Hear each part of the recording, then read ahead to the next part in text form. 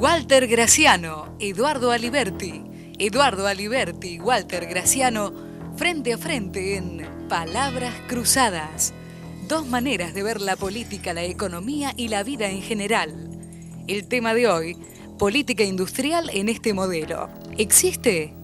Cada uno tiene sucesivamente un tiempo estipulado para dar sus argumentos y presentar aquellos testimonios que lo favorezcan, matizado con intervalos para debatir si así lo desean. Ninguno de los dos conoce los testimonios que apoyan al otro. Esta noche comienza el debate Walter Graciano. ¿Qué tal? ¿Cómo les va? En el programa pasado sobre política exterior, de alguna manera quedó delimitado un tema pendiente, que era el tema de la política industrial, si en Argentina tenemos o no tenemos política industrial, si es correcta o no es correcta. Yo quiero hacer referencia al pasado un poco, porque muchas veces parece como si no hubiéramos tenido política industrial en Argentina o esto fuera algo nuevo para nosotros. Desde hace 40, 45 años Argentina tiene política industrial o tuvo una política industrial que nos llevó a la hiperinflación. Tomemos exclusivamente el último periodo del doctor Alfonsín. Entre el año 84 y el año 89, el mandato que le correspondió, tuvo un superávit de balanza comercial de 22.500 millones de dólares. 22.500 millones de dólares que entraron al país y sin embargo dejó el Banco Central con reservas en cero. Qué misterio, ¿no? ¿A dónde se habrá ido el dinero? Muy sencillo. Basta con ver los errores de política industrial que el gobierno alfonsinista hizo para ver dónde fue el dinero. Primero, promoción industrial. El gobierno, según la zona geográfica y según la actividad, daba subsidios o daba exenciones de pagos de impuestos a gran cantidad de empresas. Hecha la ley, hecha la trampa. Las empresas, en vez de ser empresas nuevas que se radicaban en determinadas zonas, terminaban siendo mudanzas de empresas de la provincia de Buenos Aires o de las provincias más ricas hacia las provincias más pobres. Segundo tema, promoción a exportaciones. El Banco Central, en un gesto de dadivosidad, financiaba a países insolventes y a empresarios argentinos que querían exportar al exterior. El bien se producía en Argentina, salía al exterior y sin embargo las divisas no venían. Solo Cuba nos debe 1.500 millones de dólares. Banco Hipotecario Nacional, 3.500 millones de dólares perdidos para la industria de la construcción. Créditos del Banco Central, 5.000 millones de dólares perdidos. ¿Hubo política industrial? Sobre todo, ¿valió la pena? Vamos al primer testimonio de esta noche, que es el del director del SEMA, el doctor Carlos Rodríguez. El tema principal para mí no pasa por ahí, sino sobre la política de incentivos a la actividad económica que da el gobierno. Desde mi punto de vista, el rol del gobierno debe ser proveer una estructura de incentivos uniformes, parejos, iguales para todos los sectores de la actividad económica, de manera tal que sean, a través del juego del mercado en una economía capitalista, que es la que creo que tenemos, que sean los sectores más eficientes los que se expandan y los más ineficientes los que se contraigan. Desde esa perspectiva yo no veo ningún rol para una política industrial, como no veo un rol para una política agropecuaria o un rol para una política del sector servicios. Al fin y al cabo, por ejemplo, si vamos a hablar de interferir con la economía, el sector servicios provee muchísimo más empleo que el sector industrial, es muchísimo más grande y yo estoy convencido que es muchísimo más dinámico y es la fuente de crecimiento de las economías modernas hoy. ¿Por qué no hablamos de una política de servicios en lugar de una política industrial? O agropecuaria, o tecnológica, o de computación. Yo creo que esto de referirse a políticas sectoriales es el resultado de la debilidad del gobierno para definir su política de incentivos globales. ¿Qué tal? ¿Cómo les va? Esto es más o menos como lo que dijo un secretario de Comercio de Martínez de Oz. El mercado debe decidir si fabrica acero o caramelos. Ahora, los que crecen jamás fabricaron caramelos. Yo coincido con Walter en revisar un poquitito el pasado, porque me parece que además vamos a poner el carro delante de los caballos si empezamos a tratar de diagnosticar si hay o no política industrial, sin pasar primero por el tipo de modelo en el que supuestamente una política industrial se inserta. O en otros términos, la política industrial, como la social, la educativa, la deportiva, depende de la gran política. En ese sentido está claro que hasta 1976, cuando los militares vinieron a imponer a sangre y fuego la privatización del Estado, por un lado, y por otro, la ruptura de la alianza de clases a que había dado lugar el peronismo, había un Estado, bien que benefactor, bien que burocratizado, bien que excesivamente paternalista, bien que elefantiásico, que regulaba, efectivamente regulaba, las relaciones de producción geográficas de esto que se supone pudo haber sido alguna vez una nación. Para decirlo de otro modo, Jujuy tenía algo que ver con Santa Cruz, Mendoza con Entre Ríos o La Pampa Húmeda con Santiago del Estero. Ese Estado intermediaba en los factores de producción, subsidiaba efectivamente a algunas provincias en desmedro o provecho de otra, bajo un concepto de integración territorial. Dicho de otro modo, el productor de porotos de Salta tenía algo que ver con el obrero que esquila en la Patagonia. Cuando debuta la dictadura, debuta la demolición de este concepto, debuta precisamente toda la nueva arquitectura, primero a través de la valorización financiera del capital. Empiezan los momentos de los grandes ganadores y los grandes perdedores, que consolida a Cavallo cuando privatiza la deuda externa. Recién Graciano se preguntaba dónde están los 22.000 millones de dólares de Alfonsín en el Banco Central. ¿Y dónde está la deuda externa que privatizó Cavallo? Que la puso en el bolsillo de todos nosotros. Pero bueno, una nueva arquitectura, no es otro tema. Una nueva arquitectura de país que se ha convertido, y de país bien digo, que se ha convertido en un mero depósito de tribus rapaces. A partir de ahí se define si hay o no una política industrial. Primero, quiero que escuchemos al periodista y economista Marcelo Slato-Gubiasda. La política industrial de este gobierno es la apertura comercial, donde, bueno, que la industria sea la consecuencia del intercambio y de la competencia de Argentina con el resto del mundo. Y eso está dando, paradójicamente, esa política industrial tan endeble, tan inexistente, pero por inexistente es una política industrial también, está dando una desestructuración en toda la industria, con una sola excepción, que es donde existe una política industrial entendida como la expliqué antes, que es en el sector automotriz. Ahí hay claramente establecido un pacto de entendimiento entre las terminales automotrices y el gobierno, por el cual el gobierno crea determinadas condiciones para que la industria se desenvuelva, particularmente determinando ciertos límites a la competencia de importados, muy preciso, y no casualmente la industria automotriz es una de las pocas ramas industriales que está funcionando bien. En el resto de los sectores no casi ni se encuentra, salvo, bueno, si uno entra en petróleo o en bienes de consumo durable, fruto de este boom de consumo de clase media y alta, que le han permitido, bueno, ir zafando por un nivel de actividad muy alto. Los que producen caramelos nunca crecen, los que producen acero sí. Rusia producía acero como el que más en el imperio de la ex Unión Soviética y sin embargo está destruida. China produce juguetes, los exporta y crece. Veo que no hay mucha consistencia en los argumentos, pero lo que Rodríguez decía era totalmente cierto. ¿Por qué tener una política para la industria y no para el sector servicios? ¿Sabe por qué? Simplemente porque hay un lobby industrial muy poderoso y no hay un lobby del sector de servicios muy poderoso. Hay que tener en claro una cosa. Cuando uno habla de política industrial, habla básicamente de dos posibilidades, subsidios o aranceles. ¿Qué es un subsidio? Un subsidio es dinero que el Estado le da a un industrial o una desgravación impositiva que le da para que produzca algo. ¿Qué significa eso? Significa que queda menos dinero para pagarle a un jubilado, significa que queda menos dinero para pagarle a un maestro público. Entonces la torta es una sola, la torta de recaudación tributaria. No podemos generar más torta. Lo que tenemos que ver es cómo distribuirla. Si le damos al industrial, le estamos sacando al jubilado. Un arancel, ¿sabe qué es? Un arancel es encarecer un bien simplemente porque se le pone una traba a su importación. ¿Qué significa? Que el jubilado o el maestro tienen que pagar más caros artículos de primera necesidad para que un industrial gane más. ¿Sabe qué significa todo esto? Significa simplemente que la izquierda argentina le hace el caldo gordo, le hace el juego a los industriales más poderosos, que son los que han sido más beneficiados en los últimos años. Simplemente eso. Eduardo. Esto es maravilloso. Primero decir que China crece exportando juguetes. En todo caso se los exporta a la Argentina, que importa juguetes. Cavallo acaba de decir, y si el negocio es comprar...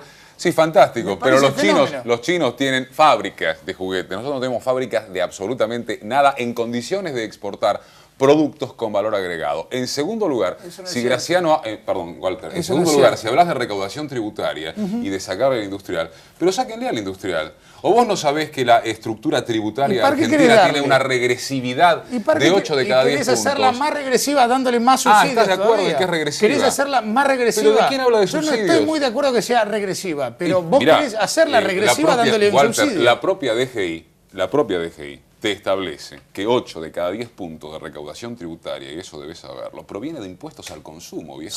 No de impuestos al capital ni a la tasa de ganancias. Un segundo. Ese es el subsidio que la clase trabajadora y el pueblo en general le está dando a los grandes no estás bien enterado de cómo es. y 2 poderosos tercios, a los que vos decís que la izquierda no es le hace el juego. 8 de cada 10, es 6 de cada 10. Es 8 de cada 10, es 8.1 de cada 10. Pero para no entrar en discusiones numéricas, yo quiero volver... Me especializo en esos temas. Si te especializás en esos temas más allá de 6 o 8, tenés que saber que la estructura es regresiva, ¿sí o no? No, la estructura es regresiva, ¿sí o no? Está en duda. ¿Querés que lo debatamos? Lo debatamos. Cuando quieras lo debatimos. Yo quiero decir lo siguiente. Si alguna vez esto fue una nación, hay la seguridad de que ahora es un país, contorneado geográficamente en ese sentido, y una suma de paisitos desde el punto de vista de su estructura productiva. La Pampa húmeda, con un cuerpo agroindustrial que todavía sigue siendo el motor que lleva adelante o que administra la urbe porteña, aunque claro, con lo pastoril todavía por delante de las chimeneas y las tecnologías. La Pampa es la Pampa, aún en este país de 50 millones de cabezas de vaca, donde 10 millones de personas están por debajo de la pobreza extrema. El litoral, con economías primarizadas, que están siendo lapidadas por la competencia externa, lácteos, cítricos, derivados. El noroeste, constituido, según acaba de decir el Banco Mundial, por unidades geoeconómicas inviables y que ha entrado en la lógica del circuito del narcotráfico, cuyo, que apunta a relacionarse cada vez más con la salida de las economías del Pacífico, y la zona patagónica, cuyas inmensas riquezas naturales, gasíferas, petrolíferas, energéticas en general, están siendo exaccionadas por las corporaciones multinacionales respectivas. Esto no es una nación. Esto es el Líbano productivo. Esto es la desintegración territorial. Y no se puede, por tanto, pensar en una política industrial globalizada como si hubiera una geografía monolítica. En realidad, no tendríamos ni que empezar a debatir si existe política industrial, porque en este marco geográfico es imposible. Hacemos un corte y con Walter Graciano en Palabras Cruzadas seguimos debatiendo sobre si hay o no política industrial en este modelo.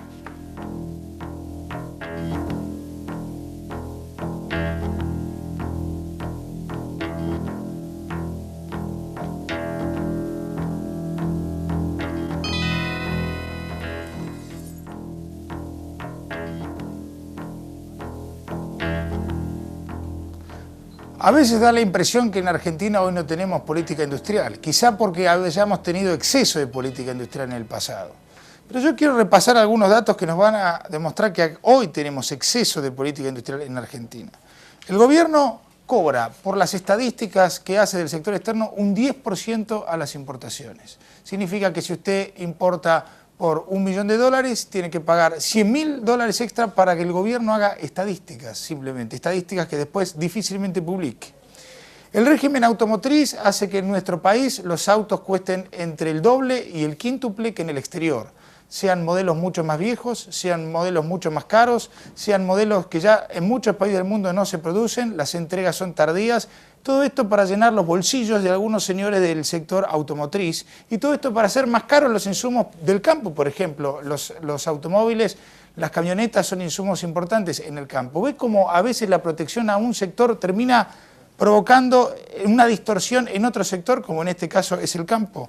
Tenemos cupos para el papel para que en una industria ineficiente en Argentina como el papel, que nunca ganó dinero, no se funda. Cuando debería fundirse, liberar recursos productivos y dejar que otros sectores productivos absorban esos recursos. Tenemos aranceles a los textiles en Argentina, tenemos las prendas, la indumentaria es un componente importante en el costo de vida de precisamente los más pobres. Y le estamos encareciendo esos bienes mediante aranceles, sobre aranceles y derechos específicos. Pero vos querés fundir a todo el mundo. Ahora tenemos a las golosinas. No, me gustaría que se fundan los que deberían fundirse. ¿Y quién establece el los problema, que deberían fundirse? El problema es que el problema es que el pueblo termina subsidiando a unos pocos ineficientes que no producen bien y que no producen calidad, que no pueden exportar y que ni siquiera pueden producir para el consumo interno sin pedir el babero o el sonajero del Estado, porque son industriales ineficientes. El Estado son ellos, Walter. El Estado está privatizado. Vamos al segundo testimonio, que es el del ingeniero Álvaro Alzogaray. Cualquier país que quiera progresar y que quiera proporcionar un mayor bienestar a sus habitantes necesita indudablemente industrializarse. La Argentina, a pesar de que sus orígenes fue considerado como un país exclusivamente agropecuario, nunca lo fue totalmente, pero en todo caso su principal actividad era la agropecuaria.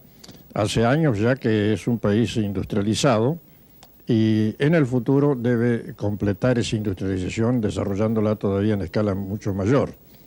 Pero lo fundamental es que la industrialización se realice en condiciones competitivas en los mercados internacionales. De lo contrario, mal vamos a poder vender productos industriales en el exterior si no podemos competir con los precios. Y si no vendemos en el exterior, la industrialización se limita al país con mercado comparativamente chico y entonces no se producen los efectos benéficos que se pueden esperar de la industrialización. En resumen, hay que hacer un gran esfuerzo industrializador en la Argentina. En gran parte se ha estado realizando y se está realizando, pero hay que competir a precios internacionales. Esto no es fácil, pero es el gran desafío que tienen los empresarios argentinos de ponerse en condiciones de esa competencia. Alguno que peine canas y vea a Alzogaray se acuerde, ahí dije, de los bonos 9 de julio y la intervención estatista, comienzo de la década del 60, hablando de la liberalización y del papel del Estado, es una maravilla. Pegarle a un ausente no es muy loable. No, mira, más de lo que he discutido yo con Alzogaray, no es muy vos loable. Sabés que eso jamás lo hago, pero si supieras un poquito de historia, sabés mi historia con Alzogaray, Bueno, jamás no le pegué sé, estando es que ausente. de historia yo no sé nada, solamente vos bueno, sabés. ese es un problema tuyo. Los países exitosos del Asia crecieron con una política que es el reverso de la que se aplica actualmente en América Latina y en particular en la Argentina. Esto lo dice, y quien ve Palabras Cruzadas desde el comienzo lo recordará porque lo cité en un debate con el abandonado Carlos Varela. Es un informe de la CEPAL, la Comisión Económica para América Latina. Las naciones asiáticas comenzaron su proceso de industrialización con un modelo de sustitución de importaciones, incluyendo un país tan pequeño como Singapur. En ningún caso hubo un abandono de la protección del mercado nacional o un abandono o adopción de políticas generalizadas de liberalización de importaciones. Las autoridades pudieron, estos son los chinos, como le gusta decir a Walter, los singapureses. Las autoridades pudieron impedir que se generara una sobrevaluación importante del tipo de cambio o que el tipo de cambio real sufriera grandes fluctuaciones como a las que nos hemos acostumbrado en los países latinoamericanos. La conclusión de la CEPAL es: las políticas de liberalización comercial en Latinoamérica, adoptadas desde mediados de la década del 80, son la antítesis de las aplicadas en los países más exitosos. Podríamos seguir, pero concretamente no hay ningún país que haya crecido dejando al mercado optar por acero o caramelos, más allá de que sean figuras. Y después de escuchar este testimonio me vas a tener que dar un solo caso al respecto. Lo vamos a escuchar al ex titular del Instituto Nacional de Tecnología Industrial y economista Enrique Mario Martínez. Me interesa que escuchen sobremanera el concepto que tiene a propósito de qué es una industria y cómo se conceptualiza una fábrica desde el punto de vista de su visualización. El Mercosur existirá si hay una política industrial común. Y la diferencia entre Argentina y Brasil se queda muy clara en la diferente actitud, perdón por la redundancia, respecto del arancel común para importar bienes de capital. Los brasileños creen que en su país deben producir bienes de capital. Los argentinos en este momento están sosteniendo que necesitan importar maquinaria lo más barata posible, aun cuando no produzcan bienes de capital en su país. Y hay una enorme diferencia entre una cosa y otra. Un país que no fabrica bienes de capital construye una sociedad de usuarios de máquinas, que es totalmente distinta de la sociedad de fabricantes de máquinas. Cuando se fabrican máquinas, se piensa en la solución de los problemas, se crea de otra manera, se diseña, se genera toda una gama de trabajos sofisticados a los cuales la Argentina está renunciando de antemano cuando decide importar bienes de capital. Nosotros sabremos usar computadoras, pero nunca construirlas por este camino y ni siquiera repararlas. Y no hablo solo de computadora, no vamos a ver ni reparar los vehículos importados que estamos tan alegremente comprando en el exterior. Eduardo Aliberti decía recién, hace un rato apenas, que los países del Extremo Oriente crecieron todos con protección. Yo quiero remarcar algunas cosas nada más. China importaba en el año 83, hace una década, por 16.000 millones de dólares. Hoy China importa por 65.000 millones de dólares.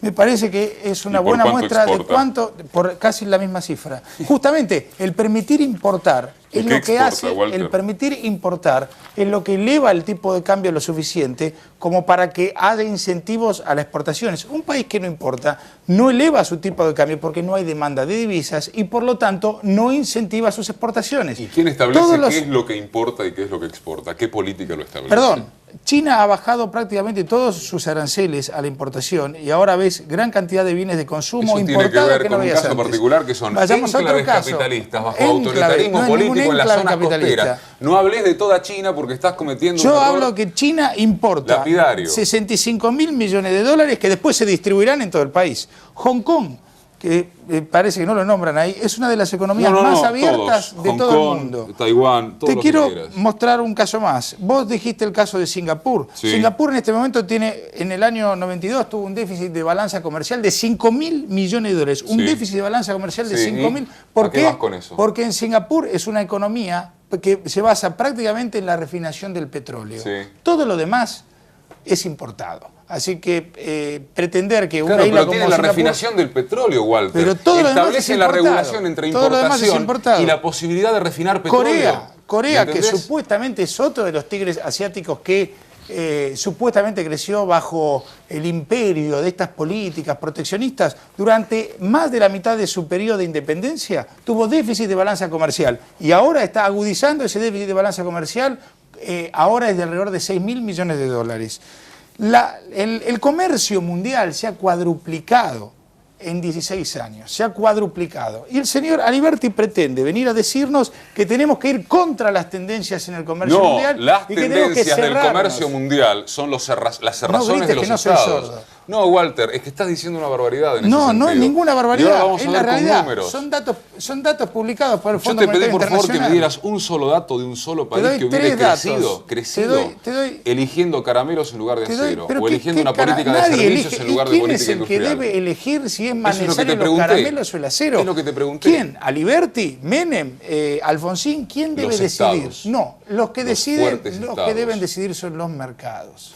Los que deben decidir son los mercados, que son los que respetan nuestras decisiones. Si yo quiero consumir caramelos y no acero, lo que voy a pretender es alguien que me lo venda. Ahora, si el señor Aliberti quiere producir acero, yo voy a tener que masticar acero. Las condiciones que pauta Graciano respecto de cómo uno establece que quiere comer caramelos o quiere comer acero son verdaderamente tautológicas. Los caramelos son más ricos de dulce de leche que de acero. ¿A vos te parece que este es un nivel serio de debate? Me parece que es un debate, me parece que está llevando el debate a un ridículo. Te he pedido, por favor, que me des un solo ejemplo de un solo país que haya crecido sin política industrial. Estados Unidos, Gran Bretaña y Alemania. ¿Querés 3 ejemplos mejores que esos? Estados Unidos, vos estás diciendo que Estados Unidos creció sin política industrial. Yo no digo que no haya tenido medidas proteccionistas, digo que Estados Unidos en relación a lo que vos proponés no la tuvo. Los inventores del taylorismo-fordismo, la expansión de la década del 50...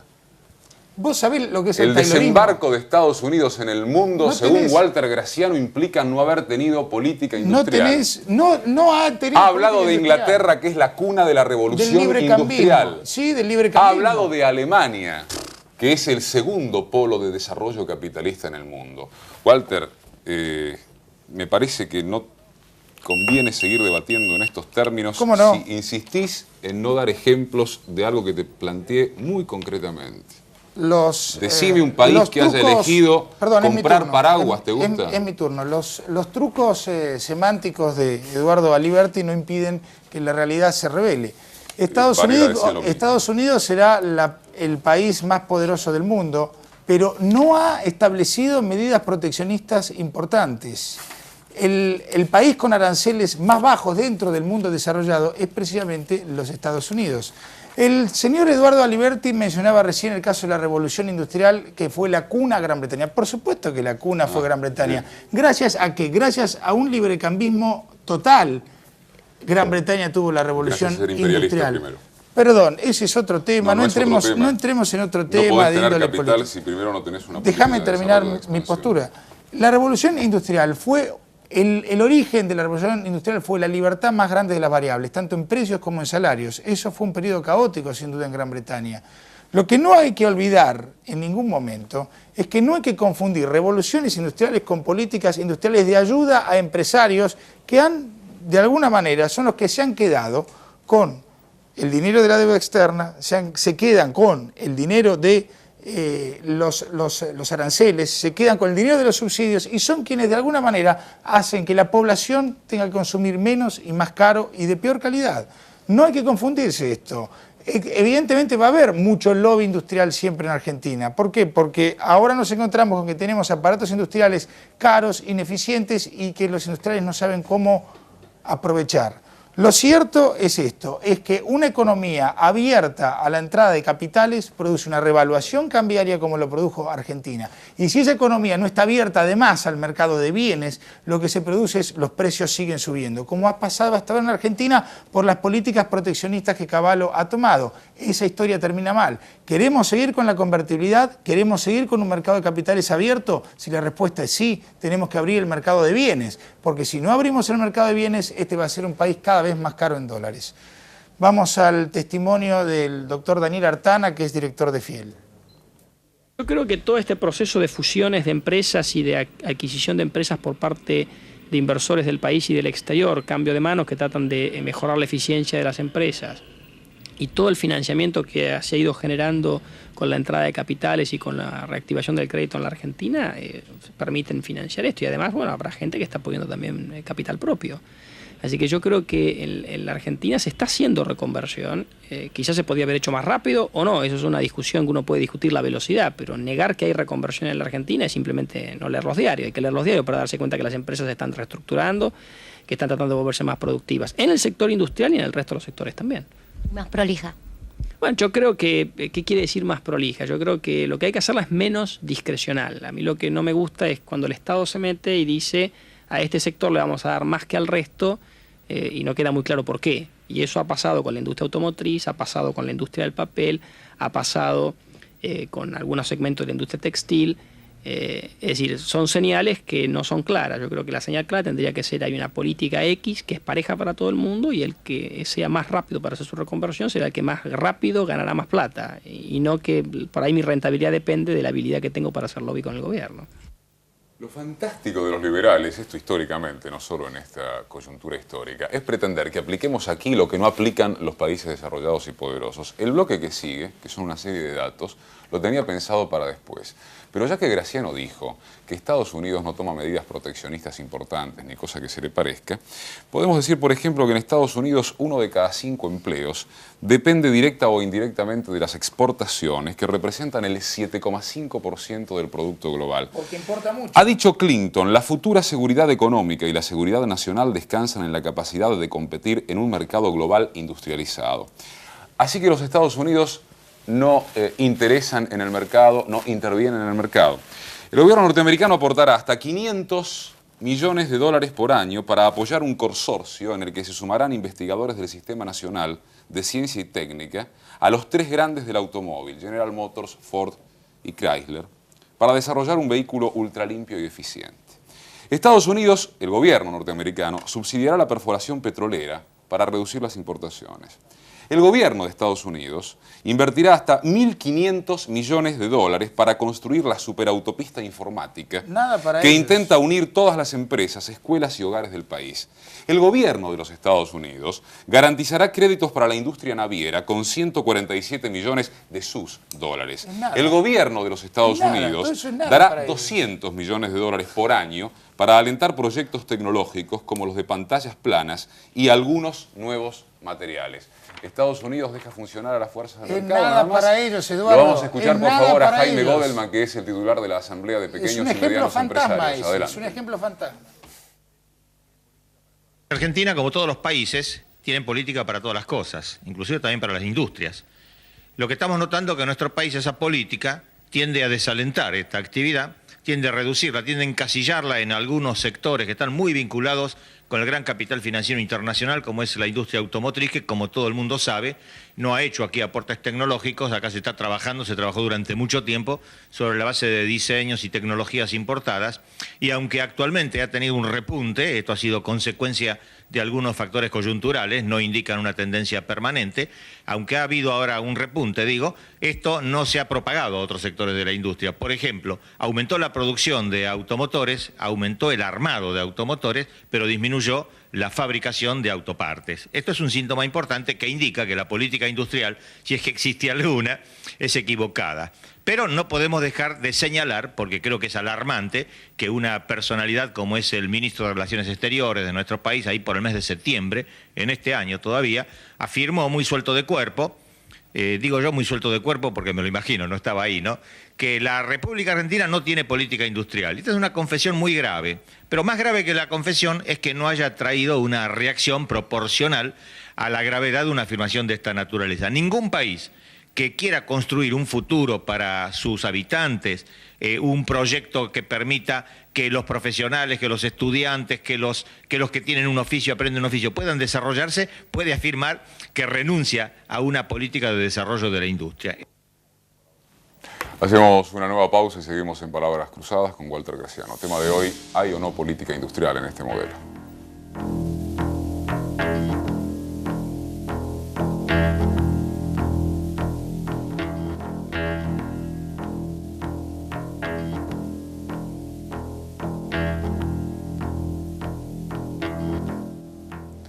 Evidentemente, cuando se habla de los Estados Unidos no se habla de un caso de librecambismo puro. Los casos puros no existen en la Tierra. Los únicos casos puros que existieron fueron los casos de socialismo puro, donde todo estaba prohibido.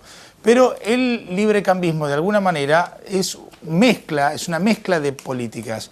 Pensar que los Estados Unidos son un país proteccionista, un país que protege a su industria, es no ver lo que ha pasado, donde miles de empresas se funden al año en Estados Unidos sin recibir ni un solo crédito estatal, y donde los montos que Eduardo Aliberti leyó, 200 millones de dólares para una autopista informática, o 100 millones de dólares, 150 millones de dólares, son montos que en Argentina se han dado por mucho menos. Tan solo tengamos en cuenta que por tasa de estadísticas el Estado argentino recauda 1.500 millones de dólares por año, para darse cuenta que para Estados Unidos 200, 150 millones de dólares en un proyecto es prácticamente nada. Es prácticamente nada. No es un fenómeno numérico, simplemente lo usé para refutar que Estados Unidos no interviene en el mercado. Es un juego dialéctico, es un juego retórico. ¿Vos dijiste que solo hubo socialismo puro?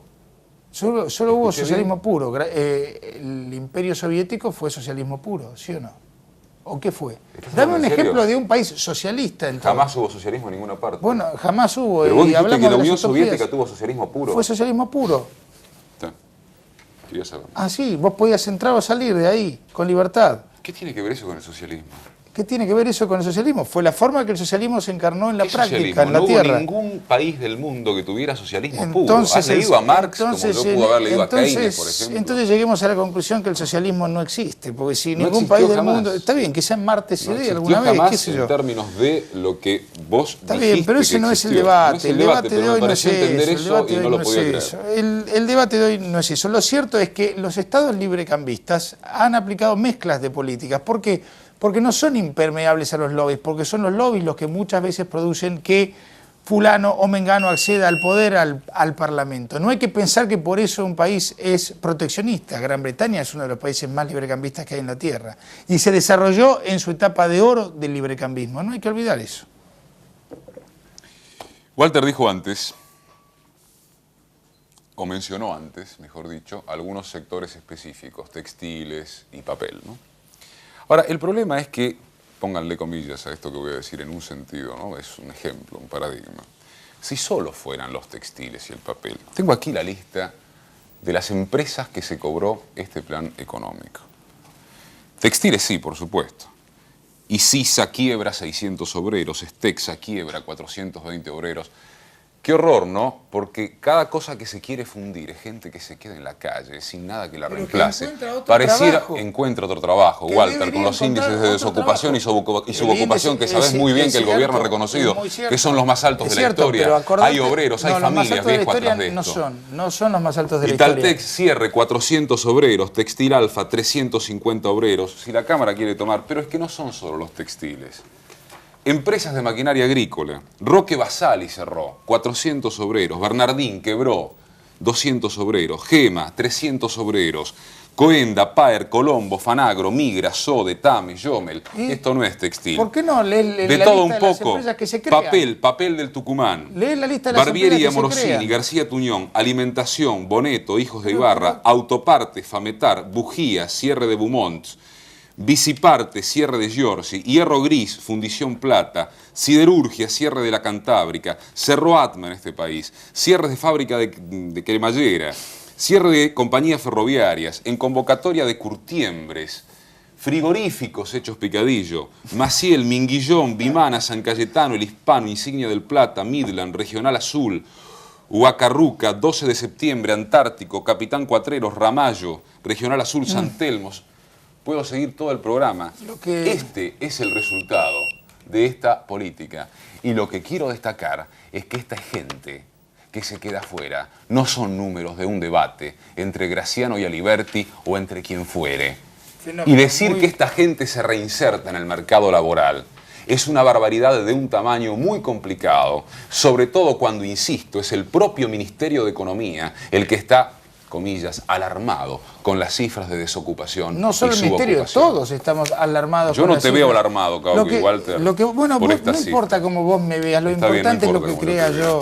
Bien. Lo que Eduardo Aliberti acaba de hacer es ir a un cementerio y leer las tumbas. Y lee Juan Pérez, Carlos García, Roque Fernández, espero que no, Roque Fernández, pero en sí lo que no lee, lo que no hace es ir a una nursery y leer los nombres de los que nacen.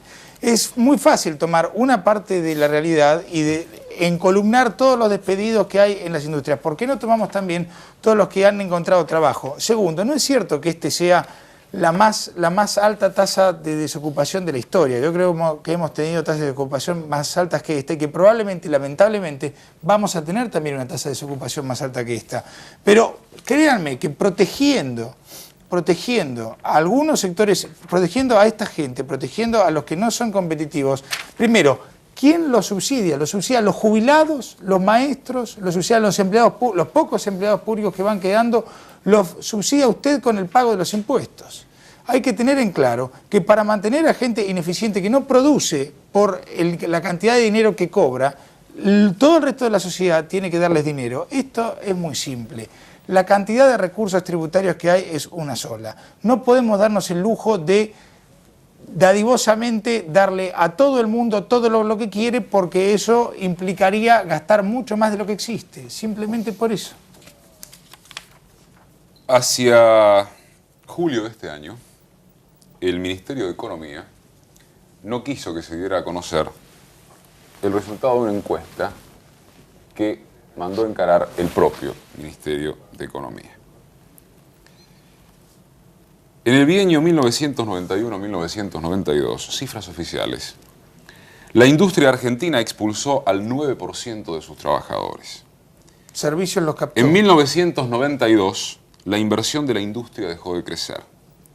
Del total importado por la industria el año pasado, nada más que un 7% fueron bienes de capital. Más de la cuarta parte de las importaciones que realizaron las empresas industriales en 1992 fueron artículos extranjeros para comercializar aquí. Y 2/3 partes de las compras externas fueron insumos que desplazaron producción nacional.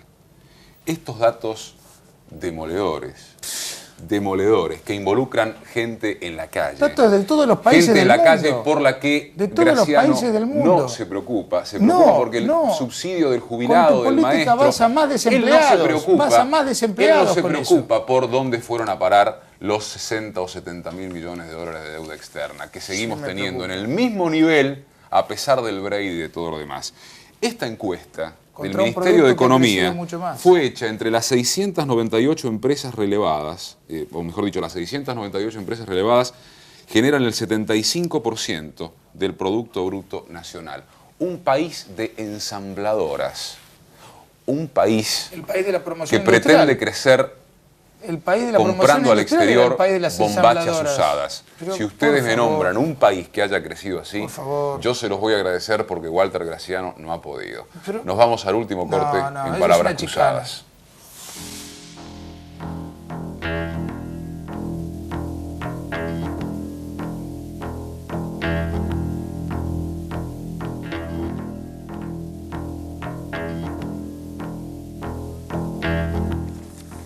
Bueno, lo importante después de todo es ver qué es lo que está haciendo el mundo. ¿Qué es lo que está haciendo el mundo? Porque el mundo es un indicador de hacia dónde vamos, hacia dónde va el futuro y hacia dónde debemos ir nosotros.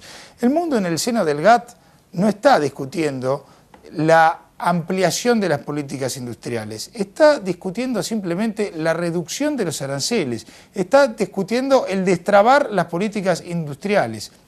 ¿Qué es lo que hace el país latinoamericano de punta, que es Chile, en cuanto a riesgo, el país con menor riesgo en Latinoamérica? Un gobierno de centro-izquierda como el de Patricio Aylwin no solamente no aumentó los aranceles, sino que los redujo, Pasó de 14% de arancel a 11% y manteniendo el grueso de la política pinochetista. ¿Qué hace Alemania? Empujando a Francia a tratar de arreglar en el tema GATT. ¿Qué hace, por ejemplo, México con el tema NAFTA? ¿Se une a los Estados Unidos o se separa y le pone barreras? ¿Que son en 10 años la destrucción de las barreras? Perfecto, pero hay destrucción de barreras que separan a los países en el tema comercio. ¿Qué hizo España y qué hizo Portugal? ¿Se han aislado como estaban en la época de las dictaduras derechistas? No. Simplemente se han abierto a la Unión Europea y han crecido de esa forma. El comercio es una fuente de crecimiento. Pensar, como decía Carlos Rodríguez en el primer testimonio, que tiene que haber política industrial es pensar que tiene que haber también política agropecuaria, política de servicios y subsidios para todo el mundo. No se puede hacer subsidios para todo el mundo sin que nadie pague. Tan simple como eso. Vamos al cuarto testimonio, que es el del secretario de Comercio, Carlos Magariños. Generalmente se entiende la política industrial en el sentido en el que se usaba hace algunos años cuando Argentina se dedicaba a sustituir importaciones. En el contexto moderno, lo que está haciendo Argentina es lo mismo que hacen los países con economías fuertes, lo que hicieron los países con economías fuertes en los últimos 20 años, que consiste en estimular la especialización, que no es más ni menos que aceptar que no podemos producir todo de todos los bienes que la economía necesita para funcionar o la gente demanda para consumir, sino que podemos producir eficientemente algunos de ellos, exportarlos para poder importar el resto. Y esto que les digo está apoyado por una serie de programas específicos, como el régimen de especialización industrial, el plan trienal de fomento a la pequeña y mediana empresa, el proceso de regionalización del INTI y, para equilibrar espacialmente el proceso de crecimiento industrial que Argentina ha verificado estos últimos años, la constitución de polos productivos en el interior del país y la creación de centros de información en todas las provincias argentinas que tienen por finalidad asistir a las empresas pequeñas y medianas. Este concepto de política industrial obviamente es un concepto de política industrial moderno, adaptado a una economía abierta y competitiva, y no tiene nada que ver con el concepto de política industrial del modelo de sustitución de importaciones. Creo que a esta altura del debate sería bueno aclarar, por si no está claro, que cargar exclusivamente las tintas sobre el gobierno menemista por la inexistencia de una política industrial no solo sería una injusticia, sino que sería temerario. Lo sería también cargar responsabilidades exclusivas sobre las anteriores administraciones que ha habido. Quiero decir que estoy preguntando, en una palabra, ¿cómo juega en todo esto, además de las coyunturas de los gobiernos, el tipo de sociedad que somos? Y en particular dentro de ella, el tipo de clase dominante que se tiene. Por cierto que opera como clase dominante que cada vez domina más la torta de la riqueza. Desde 1976 hasta mayo de 1991, el 10% más rico de la población subió su tajada del 28 al 34,1%. Y el 30% más pobre bajó del 12,5 al 9,1. Ricos cada vez más ricos, pobres cada vez más pobres. Pero una cosa es ser clase dominante y otra muy distinta es ser, además, clase dirigente. La distancia que va entre una definición y otra. Es la que separa a ser poderoso y apuntar solo a una capacidad de rapiña y punto, y ser poderoso, pero además tener o concebir o sumarse a un modelo de desarrollo autónomo y de decisión propia y de estrategia de nación, no de país. Y no es cuestión de justicia o injusticia social. Para cerrar esta postura y antes del testimonio, comparto lo de Walter respecto de Chile. Chile, al cabo de 17 años de una dictadura feroz, muestra a un club de los poderosos que con lo que queda en pie, porque Chile tiene 2/3 de su población entre la subsistencia y la indigencia, por eso gana con 2/3 el gobierno. Ese club de los poderosos ha demostrado clase dirigente y ha desarrollado una política expansiva, industrialista, que le permite hoy, señores, quedarse con el Chocón y con la luz argentina. Y no lo hizo fabricando caramelos. ¿Se lo llevaron del país al ¿Por Chocón? qué ¿Se lo llevaron? no contestarías, Yo no sabía, por desde que ejemplo, estaba por acá qué... en el sur. Por favor. ¿Por qué Pinochet no privatizó el cobre? No sé, explícamelo vos. No, te lo estoy preguntando. Mi último testimonio es el de la periodista Eleonora Gozman. Yo diría que más que plantearse si existe en estos términos de política industrial, uno lo que tendría que preguntarse es si es una política pasiva o una política activa. Uno dice, bueno, no tiene política industrial porque no tiene políticas sectoriales, es decir, no tiene políticas de beneficios o de promoción de determinados sectores en función o en relación a otros que no son promovidos. Bueno, esto no existe, esta concepción tradicional de la política industrial ya no existe más en la Argentina. Pero existe una política con respecto a la industria y a todos los sectores productivos, y esto se expresa en dos cosas. La primera de estas cuestiones es el tema del grado de protección que se le acuerda a la industria. Es decir, a eso se le llama la estructura arancelaria, que es el equivalente a decir qué importaciones, qué impuestos se cobran por las importaciones de bienes industriales desde el exterior. Bueno, en este momento la protección de la industria argentina es una protección relativamente baja. Y digo relativamente baja porque tomado el arancel exclusivamente, los niveles de protección están en el orden del 15 a 17%. Conclusiones. En Argentina tuvimos exceso de política industrial durante 40, 50 años que nos llevaron a la hiperinflación. Segunda conclusión. Hoy, lamentablemente, seguimos teniendo una política industrial inadecuada que encarece las importaciones y que subsidia algunas industrias privilegiadas como la automotriz, haciéndonos pagar el costo a todos y a otros sectores como, por ejemplo, al campo. Tercera conclusión. Si usted quiere que los industriales tengan política industrial, entonces esté dispuesto a pagarla de su bolsillo, porque se la van a cobrar vía precio si es un arancel, o se la van a cobrar si es un jubilado o es un maestro, reduciéndole sus saberes o impidiéndole un aumento. Cuarta conclusión, el mundo va al librecambismo. Vea el GATT, vea lo que pasa con Chile, vea lo que pasa con el NAFTA, con el Mercosur, con los bloques que se abran. Quinta y última conclusión, la convertibilidad, por implicar mercado de capitales abierto, tiene que implicar mercado de bienes abierto, porque si no se torna en un modelo inconsistente. Nada más. De empresarios que efectivamente vivieron, y particularmente empresarios industriales que vivieron colgados de la teta del Estado durante muchísimos años, se saltó no a la desaparición del Estado, mentira grande como una casa, el Estado es hoy más fuerte que nunca en este país, porque el Estado no es otra cosa que la regulación que se da a la clase dominante para imponer sus condiciones al resto. Se saltó a la privatización del Estado, por eso es más fuerte que nunca. Pero a partir de lo que decíamos en la intervención anterior, las características de esta clase dominante, no de esta clase dirigente, es una característica de banda. La banda se ha hecho cargo y una banda no compra ni el Chocón, ni defiende como los brasileños el mercado de microchips electrónicos.